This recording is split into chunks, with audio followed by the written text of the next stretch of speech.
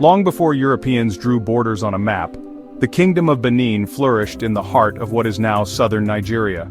This was a place where history, culture, and innovation came together, creating a society that was both advanced and deeply rooted in tradition. Benin City itself was a marvel of its time, surrounded by massive earthwork walls and featuring straight, well-planned streets. Early European visitors were astonished by its scale and organization, describing it as one of the most impressive cities they had ever seen in Africa or beyond. At the heart of this kingdom stood the Oba, who was not only the king but also the spiritual leader of his people. He ruled with absolute authority, supported by a sophisticated and intricate system of chiefs and advisors, each with their own roles and responsibilities. This strong political and social structure allowed Benin to become a regional powerhouse, maintaining its influence and stability for centuries, even as neighboring kingdoms rose and fell. Yet, Benin's most enduring legacy is found in its art, works that continue to captivate the world today. The Benin bronzes, exquisite masterpieces cast in brass and carved from ivory, were far more than mere decoration. They served as historical records, capturing the kingdom's triumphs, rituals, and daily life in intricate detail, preserving stories for generations. The craftsmanship and artistry of these works rivaled and in many ways surpassed the celebrated art of Renaissance Europe, earning Benin a place among the world's great artistic traditions. Benin was a beacon of civilization, with a vibrant economy fueled by bustling markets, skilled artisans, and a rich cultural identity expressed through music, dance, and festivals. Far from being a so-called dark continent, Benin was a society that understood its own worth, shaped its destiny, and contributed to the wider world in profound ways.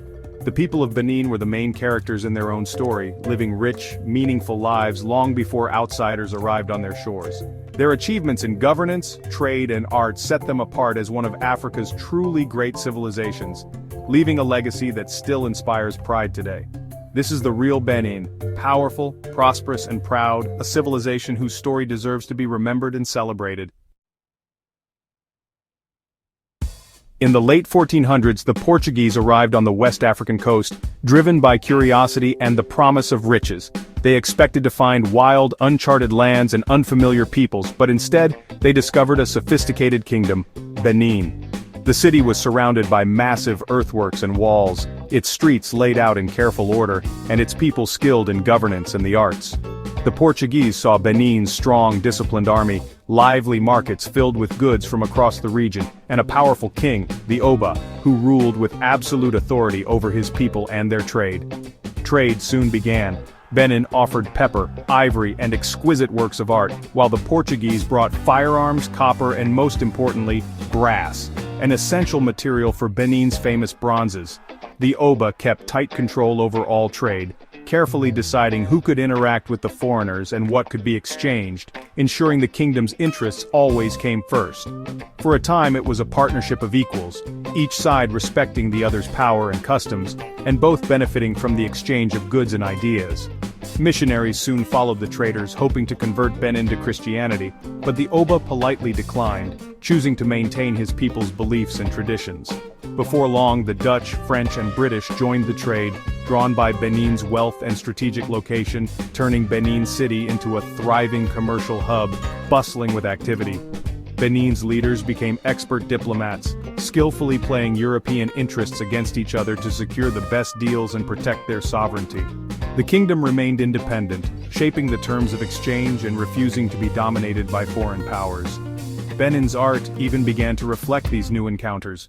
Bronzes from this era show Portuguese soldiers, their features and dress immortalized in metal. Despite the growing European presence, the Oba remained firmly in charge, his authority unchallenged within the kingdom. Benin was no passive player in history, it was a force in global trade, shaping its own destiny and leaving a legacy that endures to this day. At first, European trade brought prosperity, new goods, booming art, and military power. But the focus shifted from pepper and ivory to something darker, the slave trade. Benin, under the Oba's control, became involved, selling captives from wars with neighbors. The profits were huge, but the cost was devastating. Warfare escalated and society was torn apart. Firearms made conflicts deadlier, and the demand for captives seemed endless. The Oba tried to limit the trade, but European pressure was relentless. The kingdom grew richer, but at the price of fueling violence and instability. Trade brought both cultural brilliance and deep scars. Benin was now entangled in a global system built on exploitation. The same trade that brought brass for art also brought guns for war. The paradox was clear: prosperity and destruction side by side. This set the stage for even greater challenges ahead. By the 1800s, Britain wanted more than trade. They wanted control. The Industrial Revolution made Benin's resources irresistible. The British signed protection treaties with neighbors, isolating Benin. The Oba's insistence on controlling trade clashed with British ambitions. To justify intervention, the British painted Benin as savage, using stories of human sacrifice. Tensions rose as the British pressured Oba Ovenramwen to surrender sovereignty. He resisted, determined to protect his people's independence. In 1896, British consul James Phillips ignored warnings and led an unauthorized mission to Benin City. The Benin chiefs, seeing this as a threat, ambushed and killed Phillips's party. For Britain, this was the excuse they needed. The stage was set for invasion. The final showdown was about to begin. The British response was swift and ruthless. The Benin Punitive Expedition of 1897. Determined to make an example of Benin, the British mobilized their forces with chilling efficiency, setting their sights on the heart of the kingdom. Over 1,000 British soldiers, armed with modern weapons and advanced artillery, marched relentlessly on Benin City. Their numbers and firepower dwarfed anything the defenders could muster. Benin's defenders fought bravely, wielding traditional weapons and relying on their courage and knowledge of the land, but they were hopelessly outgunned by the invading force. The British invaded, stormed the royal palace, and seized thousands of priceless bronzes and ivories, artworks that had been crafted over centuries, each piece telling a story of Benin's rich heritage. This was no random plunder, it was a calculated attempt to erase Benin's identity, to strip the kingdom of its cultural soul, and display its treasures as trophies of conquest. The city was set ablaze, its grandeur reduced to ashes. Palaces, shrines, and homes were destroyed, leaving behind only smoldering ruins and memories of what once was. Oba Ovenramwen, the spiritual and political leader of Benin, fled into the forest but was soon captured and exiled far from his homeland, never to return. The kingdom, independent for over 5 centuries, was absorbed into British Nigeria.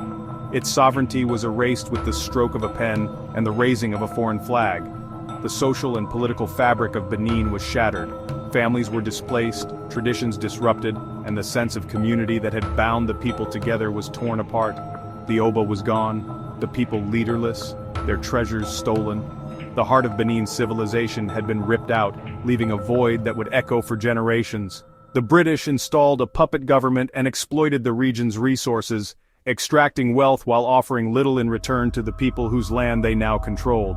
The 1897 invasion was not just a military defeat, it was a cultural catastrophe, a deliberate attempt to erase a proud civilization's legacy from the pages of history. Benin's proud civilization was brought to its knees. Colonial rule had begun, and the scars of that invasion would shape the destiny of Benin for generations to come. After the invasion, the British dismantled Benin's traditional government. Colonial administrators replaced chiefs, creating resentment and social upheaval. The economy was restructured for British profit. Palm oil and rubber flowed out, while locals lost control. Benin's people became laborers in their own land, yet the culture endured. The monarchy was restored in 1914, but with limited power. The Oba became a symbol of identity, not an absolute ruler. Artists rebuilt the palace and kept traditions alive, even as their greatest works were scattered worldwide. The stolen Benin bronzes filled museums in Europe and America, reminders of a violent past. For Benin, these artifacts are more than art, they're stolen history. The fight to reclaim them became central to Benin's post-colonial story. Despite devastation, Benin's spirit survived. Today, Benin's story is a powerful lesson on colonialism's impact. It proves Africa was home to advanced societies long before Europeans arrived. Benin's history challenges the myth that civilization came from outside. The 1897 invasion's legacy lives on in the debate over the Benin bronzes. Nigeria's demand for their return is about justice and reclaiming history. Some museums are finally returning bronzes, a slow but vital step. The Benin monarchy endures, its cultural influence still strong. The palace is once again a center of tradition and pride. Benin's journey is one of brilliance, tragedy, and resilience. Its story reminds us that history is complex, full of triumphs and injustices. Understanding Benin helps us understand the world today. The kingdom may have fallen, but its spirit and legacy live on.